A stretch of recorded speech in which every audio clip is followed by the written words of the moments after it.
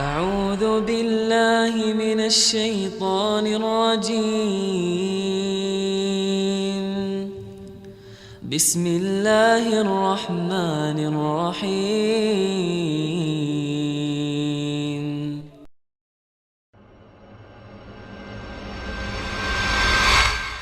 Seseorang hamba kalau membiasakan diri melakukan satu ritual ibadah, ya kita bicara masalah uluhiyah berarti keibadahan kepada Allah. Dia mengerjakan perintah atau meninggalkan larangan. Kalau dia rutinkan itu, dia jadikan sebagai daidanahnya, sebagai kebiasaannya, ya rutinitasnya, tradisinya. Setiap saat, maka di setiap substansial ibadah itu Allah akan bukakan dia pintu-pintu di situ. Sampai kadang-kadang dia bisa melakukan sebuah ibadah, ya dari sama ya jenis ibadah sebenarnya, tapi orang tidak terfikir untuk mengerjakannya. Dan ini cukup banyak contoh berhubungan dengan masalah seperti ini. Dari sisi lain, setiap amal soleh yang kita kerjakan itu bisa menjadi penopang dan pendukung agar ya kita tidak ditimpa apa yang atau Allah angkat ya masalah yang sedang kita hadapi. Saya kasih contoh. Saya nggak tahu yang lalu sudah diceritain belum tentang Sultan Murad? Sudah? Semuanya belum. Ini sayap kanan, sayap kiri sama, sepakat? Belum? Sultan Murad, sultan yang masyhur ya. Beliau yang memiliki anak yang bernama Muhammad, dan Muhammad bin Murad terkenal. Beliaulah yang mendapatkan nasib yang luar biasa dari Allah diberikan kepada Sultan Muhammad Murad ini karena beliau mendapatkan fadilah hadis Nabi SAW yang berbunyi, kalian pasti akan membebaskan Konstantinopel dari kekufuran, akan masuk Islam. Maka sebaik-baik pemimpin, ya pemimpin pada saat itu, dan sebaik-baik prajurit yang sama bersama dengan dia. Dari zaman Uthman bin Affan, Ali bin Abi Thalib, dari zaman Yazid bin Muawiyah, banyak upaya-upaya dari pasukan muslimin menyerang Konstantinopel, tapi tidak pernah berhasil. Subhanallah, di zamannya Muhammad bin Murad ini, yang waktu itu umurnya dia 25 tahun, kurang lebih tahun Masehinya 1453 Masehi. Pada saat itu dia membentuk pasukan dan akhirnya menembus benteng Konstantinopel. Dapat fadilah, maka diberikan julukan Muhammad Al-Fatih. Tapi bukan Muhammad bahasan kita, saya cuma tambahkan informasi itu. Ayahnya Sultan Murad. Sultan Murad II diistilahkan, karena ada Sultan Murad I. Sultan Murad II ini ada tradisi dia yang sangat bagus gitu. Dia punya sebuah buku ya, pribadi yang dia sering tulis sendiri pengalaman dia pada saat jadi pemimpin. Ya, kan?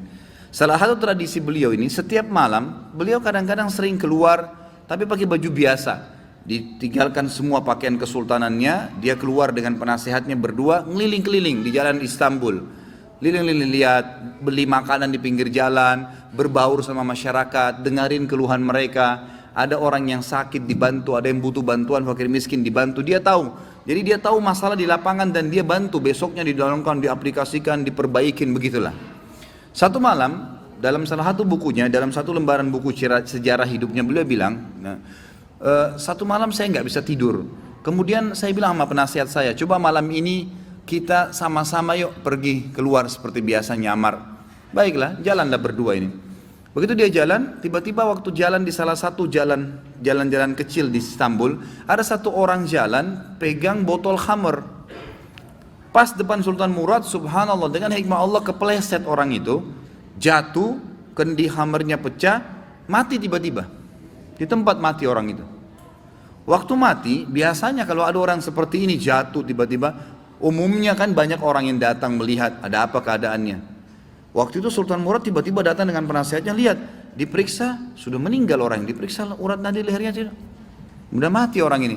Tapi anehnya, nggak ada satu orang pun yang lula-lalang itu mau lihat, nggak mau ditengok, nggak mau dilihat gitu. Langsung kata Sultan Murad, wahai muslimin, ini ada orang mati, gitu kan? Nggak ada yang nyaut. Dua kali, wahai muslimin, ini orang muslim, oh ini orang mati, nggak ada yang nyaut. Satu orang di situ, rumahnya rupanya dekat situ, dia bilang, kami tidak akan sentuh jenazah itu walaupun dia sudah mati. Kata Sultan Murad, kenapa? Dia bilang, tidak anda lihat dia pegang khamar, orang ini fasik, ahli maksiat, setiap malam zina, setiap malam mabuk. Kami nggak mau sentuh jenazahnya, kami nggak mau. Kata Sultan Murad, tapi kan dia dari kaum muslimin, kalau kalian tidak mau mengurus jenazahnya, tunjukkan saya di mana rumahnya, biar saya yang bawa ke rumahnya. Ada beberapa orang ringkas cerita membantu Sultan Murad datang ke rumahnya. Diketok pintu, dibuka, istrinya lihat suaminya meninggal, nangis. Seperti umumnya biasa wanita, menangis, kemudian masuklah. Yang lain ini orang-orang yang tadi nunjukin rumah itu sudah pulang semua. Tinggal Sultan Murad sama penasehatnya. Duduk depan jenazah ini, istrinya nangis. Kata Sultan Murad, saya mau tanya, kenapa waktu tadi suami kamu jatuh, mati ini, gak ada yang mau lihat jenazahnya? Dan tersebar isu di tengah-tengah masyarakat tadi, mereka nggak mau sentuh ini karena dianggap suami kamu ini fasik, setiap hari zina, setiap hari mabuk. Sultan Murad kaget waktu istrinya tiba-tiba berhenti nangis, langsung dia bilang, saya udah tahu orang akan nilai begitu suami saya, tapi perlu anda tahu suami saya ini bukan pezina, bukan orang mabuk. Sultan Murad bilang, bagaimana bisa? Jelas khamar di tangannya dia, kendinya pecah, saya lihat dia bawa khamar, dan orang ini bukan satu dua orang memberikan kesaksian, tidak ada satupun orang yang mau bantu jenazahnya. Dia bilang, iya, saya perlu berikan kepada anda kesaksian. Kata istrinya, suami saya ini orang sangat saleh, luar biasa ibadahnya kepada Allah, pada saya dan anak-anak baik, dan dia juga sangat dekat hubungannya dengan Allah. Sholat malamnya nggak ketinggal, kalau siang hari puasa, sedekahnya bagus. Tambah kaget Sultan Murad, bagaimana ceritanya? Dia bilang, suami saya ini punya satu usaha di tengah-tengah kota sini. Setiap hari hasil bisnisnya dia dibagi 3 keuntungannya. Sepertiga dibawa pulang ke rumah untuk saya pakai makan dan minum untuk anak-anak saya.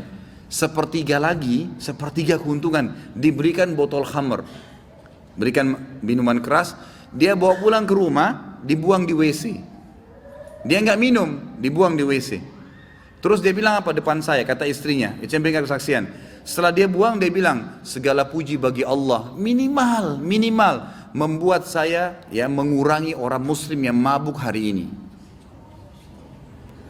Terus sepertiga lagi yang tersisa, dia datangi tempat perzinahan, lalu dia bilang sama yang punya tempat perzinahan, ini berapa orang wanita di sini pezina? 10 orang. Berapa bayarannya kalau perempuan satu malam sampai besok pagi dibayar? Kata si tempat punya tempat sekian, dikasih sama dia sepertiga untungnya nih, 10 orang ini semua saya booking malam ini, tutup tempat kalian, ini sudah milik saya, sudah dapat uang kan, gak ada perzinahan, tutup. Dia pulang ke rumahnya. Orang pikir waktu dia masuk ke kios khamr beli khamr dia minum, orang pikir waktu dia masuk tempat zina dia berzina, padahal sebenarnya dia malah suruh tutup. Dia pulang, kata istrinya, lalu dia bilang, segala puji bagi Allah yang minimal membuat saya malam ini memberhentikan beberapa anak muda muslim zina. Bayangkan, pernah nggak kita terfikir buat perbuatan begini? Nggak terlintas, tapi karena kedekatannya dengan Allah, Allah bukakan dia jalan ibadah yang tidak masuk di akal kita gitu. Lalu istrinya bilang, saya pernah bilang sama suami saya, kalau begini perilakumu, kapan kamu mati, nanti jenazah kamu nggak diurus sama kaum muslimin. Ternyata terjadi, kata istrinya, jenazahnya nggak ada yang urus. Tapi waktu itu suami saya sempat senyum, dan suami saya bilang, tenang aja hai istriku, kalau saya mati yang sholati saya nanti khalifah, sultan, penasehatnya, dan juga seluruh ulama Istanbul. Sultan Murad waktu itu menangis lalu mengatakan, suamimu benar, saya Sultan Murad, khalifah muslimin, saya akan urus jenazah suamimu, saya akan sama, ini penasehat saya akan sholati, dan saya akan undang seluruh ulama di Istanbul untuk mensolatinya. Kedekatan diri seseorang pada Allah, Allah akan bukakan kita di lini-lini ibadah yang kita tidak sadar gitu, tidak sangka gitu ya.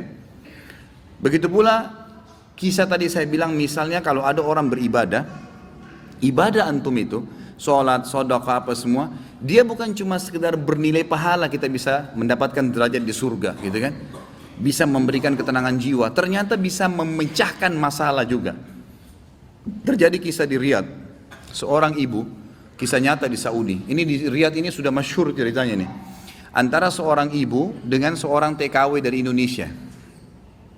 Ada satu ibu sudah divonis di Saudi, operasi kanker dia terakhir sebulan lagi. Kalau tidak berhasil, dianggap sudah mati dari sisi medis. Ini keberhasilannya kecil sekali, 10%, 90% mati orang ini. Sebulan lagi menurut ilmu medis. 3 hari setelah divonis begitu sama dokter, sebulan lagi operasi terakhir, datang pembantunya dari Indonesia. Seminggu pembantu itu kerja, bagus sekali kerjanya. Masya Allah bersihin rumah, masak segala. Tuan rumahnya ini senang. Tapi selama dia kerja seminggu, ada satu perilaku TKW ini, pembantu ini, yang selalu membuat tuannya mau nanya sama dia tapi nggak enak. Akhirnya setelah seminggu itu ditanya, ternyata dia kalau siang hari, habis selesaikan kerjaan semua, habis siapin makan, dia masuk kamar mandi, lama di kamar mandi pembantu ini. Nggak tahu buat apa gitu. Pas dia keluar dari kamar mandi, setelah seminggu ditanya sama majikannya, maaf saya mau tanya, kenapa kamu ini setiap masuk kamar mandi, lama, ngapain gitu kan. Langsung nangis tiba-tiba TKW itu menangis, pembantu itu menangis. Dia tanya kenapa kamu nangis, dia bilang ceritanya begini sebenarnya. Sebelum saya berangkat ke Saudi di Riyadh ini, 12 hari, ya sebelum saya berangkat ini, 12 hari sebelumnya saya baru melahirkan. Dan saya punya bayi di Indonesia. Saya lagi susuin. Nah saya tinggalkan karena keadaan ekonomi, terpaksa saya tinggalkan. Visa sudah keluar, saya melahirkan, saya berangkat. Nah saya masuk kamar mandi ini, saya keluarin air susu saya, karena kalau tidak payudara saya sakit. Coba, kalau antum dengar keluhan seperti ini dari pegawai, dari staf, dari orang, apa yang antum lakukan? Perhatikan perilakunya muslimah ini, ya. Majikannya buat apa? Ini ternyata menjadi penyebab, penyakitnya hilang. Apa yang dia buat? Dia bilang baiklah, sambil dia nangis, dia dengar ceritanya, dia bilang baiklah. Dia masuk, gajinya itu 800 real per bulan. Tuannya ini kebetulan punya duit di rumahnya, diambil dikali 24 bulan, 2 tahun. Ini kurang lebih ya sekitar 20 ribu real sekian, 50 juta rupiah. Dikasih pembantunya, ini uang kamu ambil. Besok saya belikan kamu tiket pulang ke Indonesia. Anggap kau sudah kerja 2 tahun. Pembantunya bilang, nggak apa-apa. Dia bilang nggak apa-apa. Anak kau lebih penting daripada saya. Urus anakmu, nggak apa-apa. Terus kata pembantunya, baiklah kalau begitu terima kasih. Kata tuannya, kalau memang majikannya bilang, kalau seandainya 2 tahun kemudian habis nyusuin kamu terfikir kembali, ini nomor HP saya, dikasih, pulanglah. Pembantu kita sudah selesai nih, TKW sudah pulang Indonesia. Kita sekarang berhubungan dengan kisah ibu ini. Apa kata dia?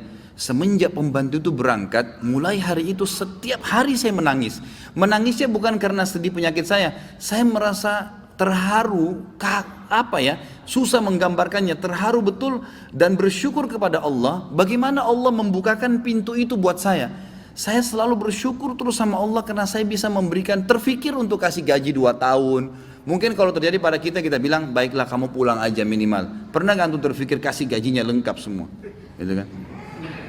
Dia bilang, saya terharu kenapa saya bisa lakukan itu. Dan saya selalu bersyukur sama Allah, saya bisa lakukan sementara memang ini ada vonis mati dekat lagi secara medis gitu kan.